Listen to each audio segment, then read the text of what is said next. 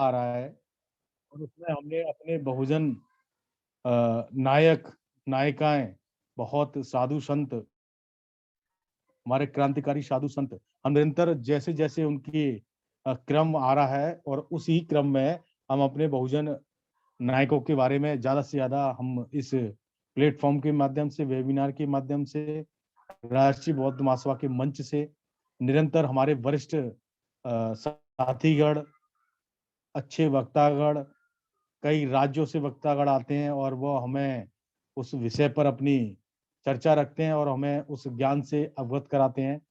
तो आज का जो हमारा जो वेबिनार है, जो पहली वेबिनार 1 घंटे का जो होने जा रहा है 7 से 8, ये हमारे बहुजन सफरनामा के नायक माननीय दीना भाना साहब जी की जन्म जयंती पर चर्चा होगी, जिसमें हमारे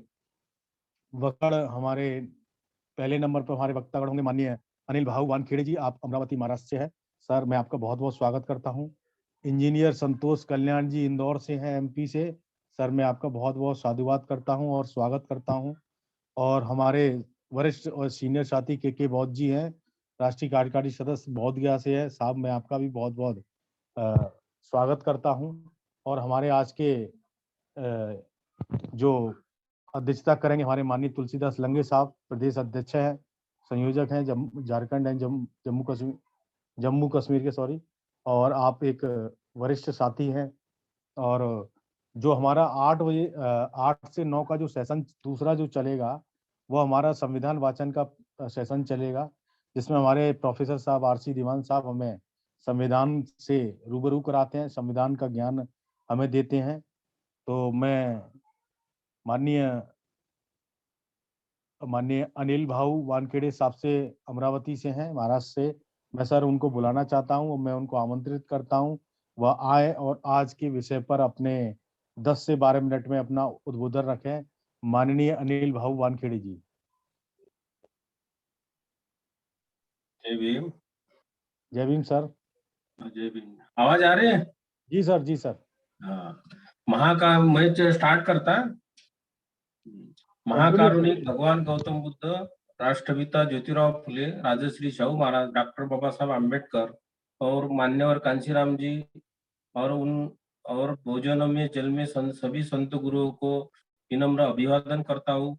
और आज का जो कार्यक्रम है, राष्ट्रीय बौद्ध महासभा के सभी जुड़े हुए राष्ट्रीय कार्यकारिणी और राज्य कार्यकारिणी के सभी सदस्य, अध्यक्ष, उनको जय भीम।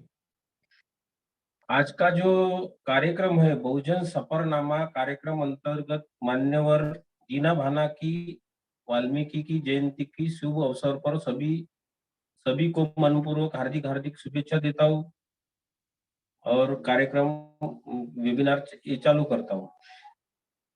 आज का जो मान्यवर दीना भाना जयंती की जो कार्यक्रम है, मान्यवर कांशीराम जी साहब ने कहा था कि यदि दीना भाना न होता तो ये कांशीराम भी नहीं होता।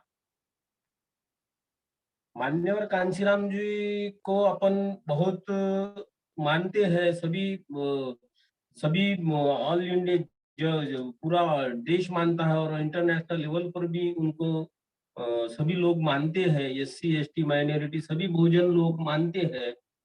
तो उन्होंने ये कहा था कि मान्यवर कांशीराम जी ने कहा था कि यदि दीना भाना न होता तो ये कांशीराम भी नहीं होता।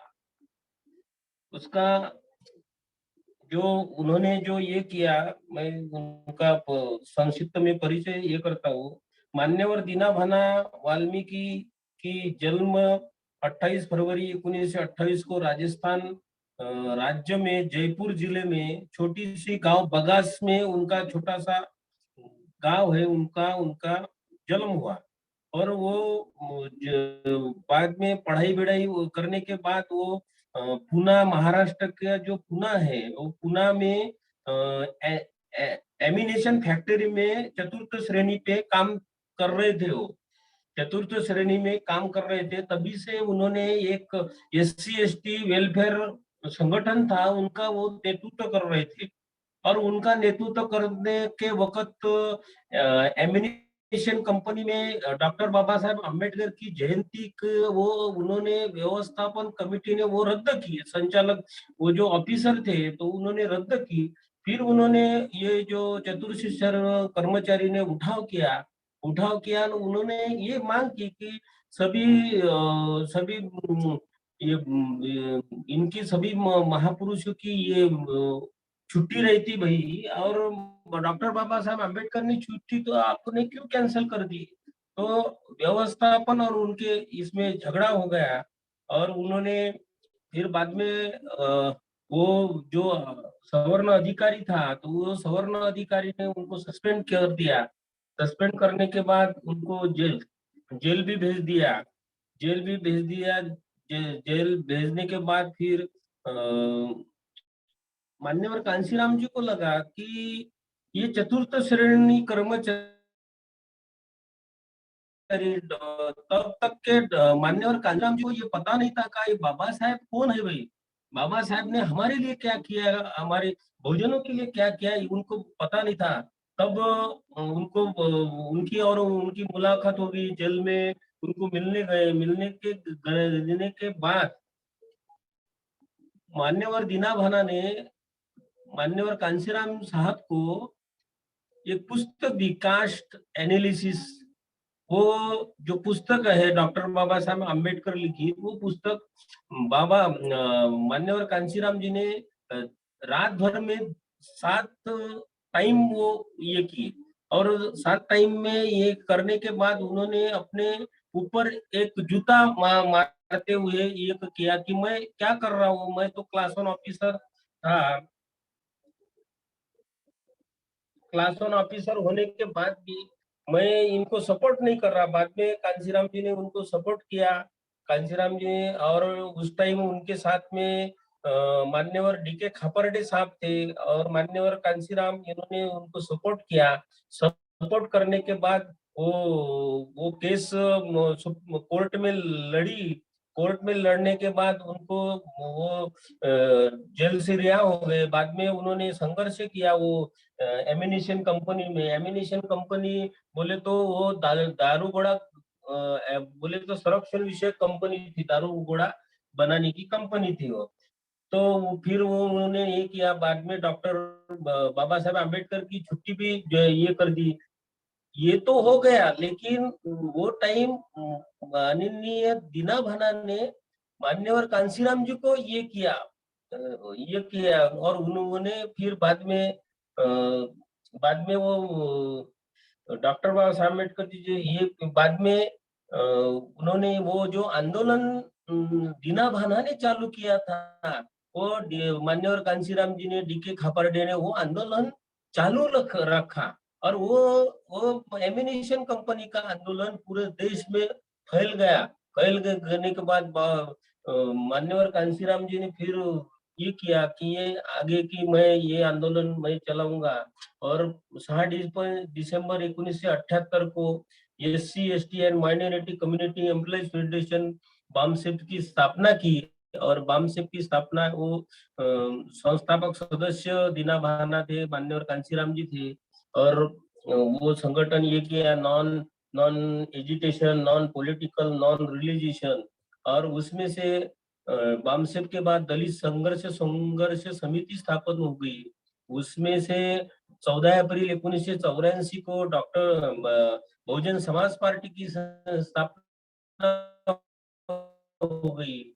और अपने ये आंदोलन इतना बढ़ गया है कि उत्तर प्रदेश, पंजाब, उत्तर भारत में सभी इसमें, और इंटरनेशनल लेवल पर बामसेफ का वो विंग इधर उधर ये हो गया।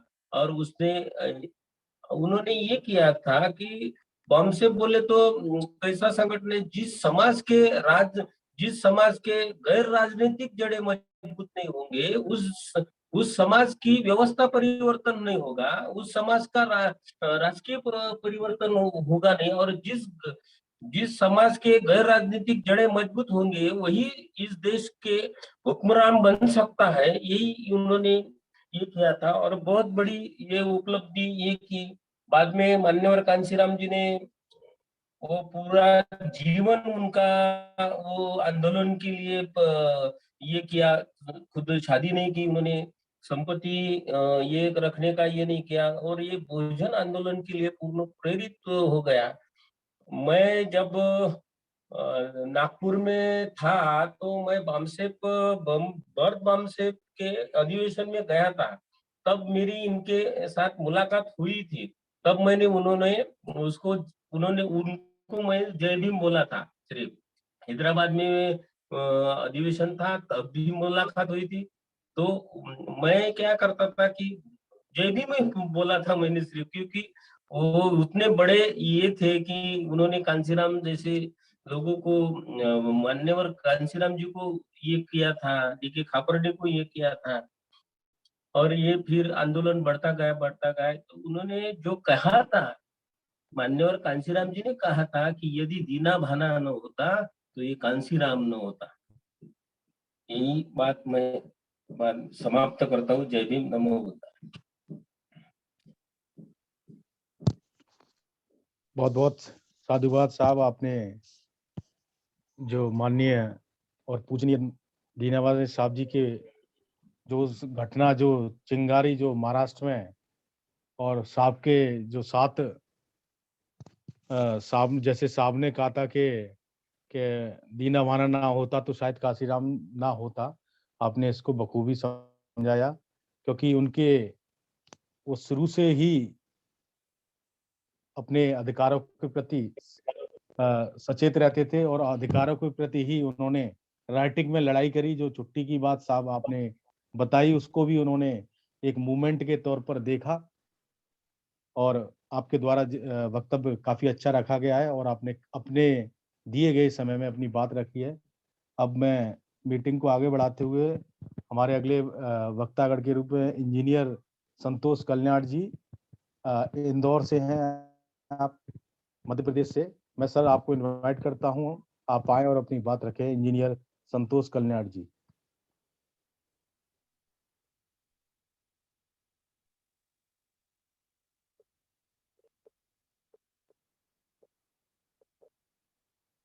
मेरी अगर आवाज सुन रहे हो माननीय इंजीनियर संतोष कल्याण जी, आप आए सर और अपनी बात रखें।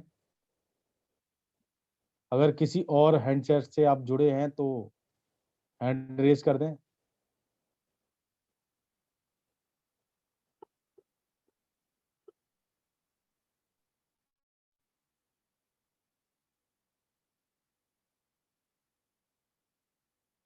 नहीं जुड़े हैं सर। ठीक है। तो हमारे वरिष्ठ और सीनियर साथी एडवोकेट के बौद्ध जी राष्ट्रीय कार्यकारी सदस्य हैं, आप गया बिहार से हैं, बौद्ध गया बिहार से। सर मैं आपको इनवाइट करता हूं, आप आए और आज अपनी विषय पर अपना वक्तव्य रखें। एडवोकेट के बौद्ध साहब। आवाज जा रही है? जी सर। हेलो। जी सर, आवाज आ रही है सर? जी। कोरोना के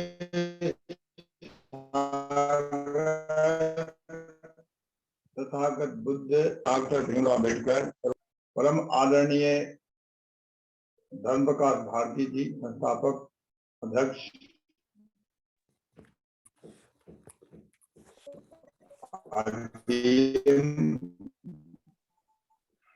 एवं सभी को नमो बुद्धाय। जो है हम लोग यहाँ जूम पर दिवंगत दीना भाना जी का जयंती मना रहे हैं। इनके बारे में अभी भाई साहब बहुत कुछ बता दिया अनिल जी। उस जो बता चुके हैं उसको रिपीट करने से कोई फायदा नहीं है। उसके अलावा जो है वो हम आपको बता दें कि हम बामसेप में जुड़े हुए हैं 2006, मतलब अधिवेशन जुड़े तो पहले से थे 2002 से जो पटना में अधिवेशन हुआ था, लेकिन फिजिकली हम 5 दिन जो रहने की बात होती थी तो हम बॉम्बे से में जुड़े थे और उस समय हम देखे थे दीना भाना जी को और उनकी जीवन साथी सुमन दादी, हम लोग उनको बोलते हैं, अभी आज भी हैं वो, आज भी बामसेप जुड़ा है, बल्कि बामसेप के हेडक्वार्टर में रहती हैं, वो सबकी दादी हैं सुमन दादी। तो वो दोनों को हम एक साथ देखे थे, लंबे दुबले पतले है ना, और कॉन्फिडेंस का एकदम चेहरा, ये सब अभी भी झलक जाता है और एकदम बिल्कुल हाजिर जवाब थे। अब रहे कि जयंती मनाने का उद्देश्य क्या होता है, क्यों मना रहे हैं। अभी जैसे अनिल जी बोले कि कांशीराम साहब भी बोले हैं कि अगर दीना भाना जी नहीं होते तो हम भी नहीं होते। ऐसा क्यों बोले, इसका अंदरूनी मामला है, जो वामसे में इसका बहुत चर्चा होता था, अभी भी होता है। तो ये ऐसा था कि ये नौकरी में थे और ये छुट्टी का जो मांग किए, तो वो कोई जोशी नाम का ब्राह्मण था जो इनको डांट फटकार लगा दिया, मांग उनको सस्पेंड कर दिया। तो ये गए काशीराम साहब के पास, हाँ जी के खबर, त्रिमूर्ति है, ये त्रिरत्न कह सकते हैं। ये जो वामसेव के जो फाउंडर हैं तीन, ये तीनों उसी संगठन से जुड़े हुए हैं। दीना भाना जी, डी के खपाटे जी एंड मान्यवर काशीराम, ये तीनों उसी संगठन में थे, उसी मिलिट्री हेडक्वार्टर था, मतलब स्टेशन था, वहीं पर थे तीनों। तो मांग ये यूनियन के नेता थे दीना भाना जी, तो यूनियन के नेता का हैसियत से वो अम्बेडकर जयंती की मांग किए, उन्होंने नहीं दिया, सस्पेंड कर दिए। ये बात जाकर के डी के खपाटे बोले, उनको लेकर के कांशीराम से एक बार उनको बता दिए कि भाई जो हमको कोई नहीं है, हम नहीं जानते हैं क्या है नहीं है। फिर कुछ बैठा तो, लेकिन दोबारा फिर गए कि भाई आप शेड्यूल कास्ट हैं, हम भी शेड्यूल कास्ट हैं, आप मदद नहीं कर सकते हो लेकिन सुन तो सकते हो कम से कम हमारा क्या है नहीं है, अपना जो भी होता है डिपार्टमेंटल वो अपना बात रखे। तो एक कन्विंस हो गए काशीराम जी, कन्विंस हो कहते इसका हम लेंगे, बस करेंगे। और झगड़ा कर दिए, खुद झगड़ा किए, झगड़ा कर दिए और वो काम करना भी छोड़ दिए। ये सब हुआ है। और उसी समय 1973 की बात है, ये 73 में ये तीनों बैठ कर करके लोग प्लानिंग बनाए कि भाई उस समाज को कैसे जोड़ा जाए। तो इसलिए बताते हैं कि 1973 में ये एक आइडिया आया, मतलब प्रेगनेंसी हुई वामसेव की, और डिलीवरी जो हुई है 78 में। इतना साल उनको लग गया बनाने में, जिसको आप बायोलॉजी बोलते हैं, और जो भी कहिए कि कैसे होगा, क्या शर्त होगा, क्या चिंतन हुआ कि भाई इम्प्लाई के पास पैसा है, इम्प्लाई के पास टाइम है, इसलिए इम्प्लाइयों को जोड़ा गया। इसलिए वामसेव का है कि backward and minority community employee federation, BAMCEF CEF। तो ये सब लेकर करके फाउंडर ये त्रिरत्न है, ये त्रिरत्न ही है जो फाउंडर हैं वामसेव संगठन के।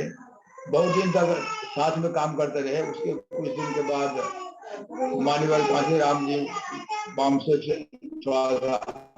करके जो मेन था अपना बनाए और बहुजन समाज पार्टी बनाए, ये सब चीजें। लेकिन हम लोग को जयंती मनाने का उद्देश्य इतिहास जानना नहीं है।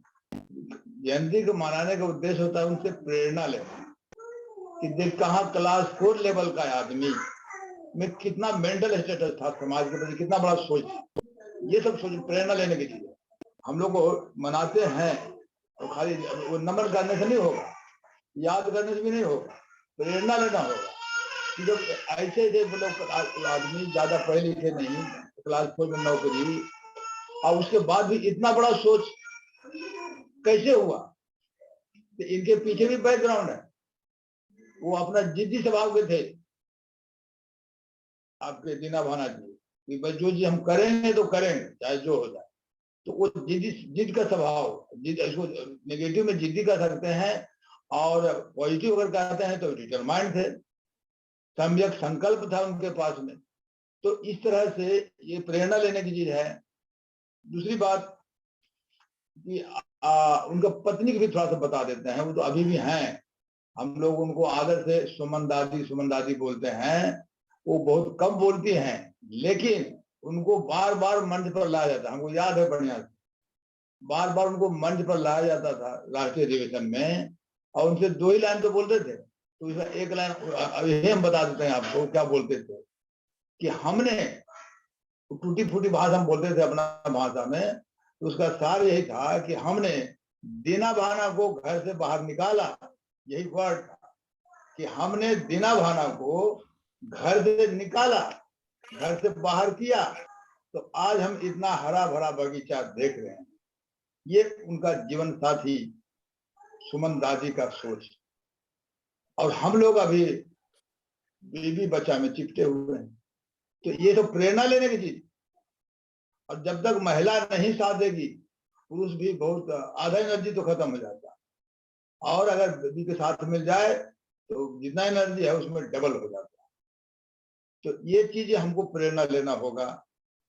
और इसके बाद इनका जो और भी है कि यहाँ इनका फाउंडर तो रहे ही हैं, और इनका जीवन जो है बहुत स्वस्थ है। और अभी भी हाँ, इनके लड़के बच्चे भी हैं, लेकिन सुमन दादी कहीं नहीं जाते हैं, ना बेटा के पास जाते हैं, ना बेटी के पास जाते हैं। बोलते भी लोग आके रहते हैं यहाँ, बोलते हैं नहीं हमारा पूरा इंडिया में बहुत बाल बच्चा है, हम एक ही दो थोड़े।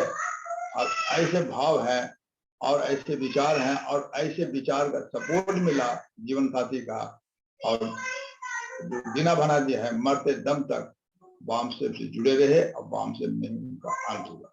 इसी के साथ हम अपने विचार को विराम देते हैं। नमो विधायक, जय गुरु। बहुत बहुत साधुवाद साहब, अपने माननीय दीनावर साहब के बारे में और उनकी धर्मपत्नी जी के बारे में हमारे सभी वेबिनार में उपस्थित लोगों को बताया। और आपके द्वारा जो आपने बताया कि जयंती बनाने का जो मुख्य उद्देश्य क्या होना चाहिए, वो प्रेरणा, हमें अपने महापुरुषों से प्रेरणा लेनी चाहिए। और जो कुछ लोग होते हैं जो महान, जो अपने समाज के लिए, अपने लोगों के लिए हमेशा कुछ कार्य करते हैं। और इसी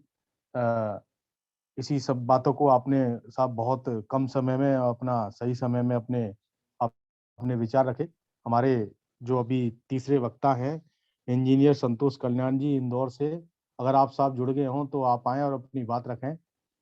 माननीय इंजीनियर संतोष कल्याण जी।